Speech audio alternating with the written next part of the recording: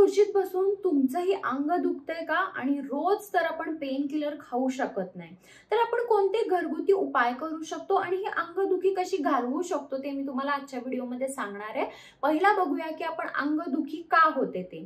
तर अंगदुखी तुम्हाला स्ट्रेसमुळे, डिहायड्रेशनमुळे, झोप नीट नाही झाली तर, आर्थरायटिस असेल तर एका जागी बसून तुमचं अंग दुखू शकतं। आता आपण त्याच्यावर उपाय बघूया।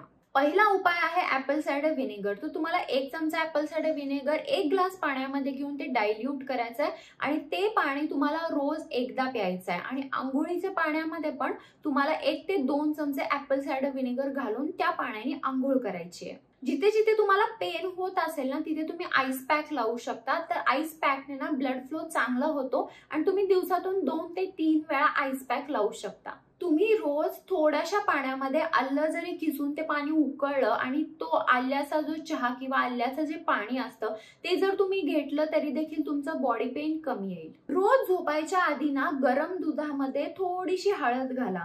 तर हळद ना बॉडी पेन साठी खूप मस्त आहे। हळदमध्ये अँटी इन्फ्लेमेटरी आणि हीलिंग प्रॉपर्टीज असतात जेणेकरून तुमचं बॉडी पेन लवकर कमी येईल। दालचिनीची पावडर, रोज तुम्हाला थोडीशी गरम पाण्यात दालचिनीची पावडर घ्यायची आहे। तर ही एक हर्बल रेमेडी आहे बॉडी पेन आणि एक साठी।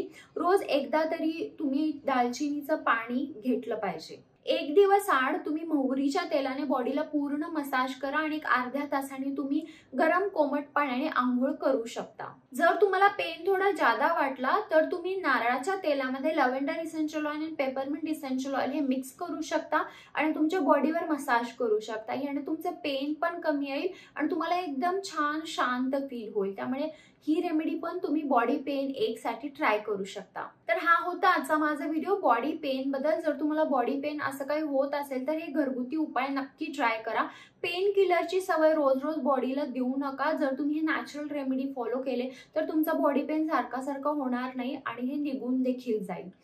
तुम्हाला जर काही शंका असेल तुम्हाला कमेंट बॉक्समध्ये विचारू शकता आणि हा व्हिडिओ जर आवडला असेल व्हिडिओ लाईक करा, शेअर करा आणि चॅनल सबस्क्राइब करायला विसरू नका। चला तर मग आपण लवकरच भेटूया एका नवीन व्हिडिओमध्ये। तोपर्यंत काळजी घ्या। बाय।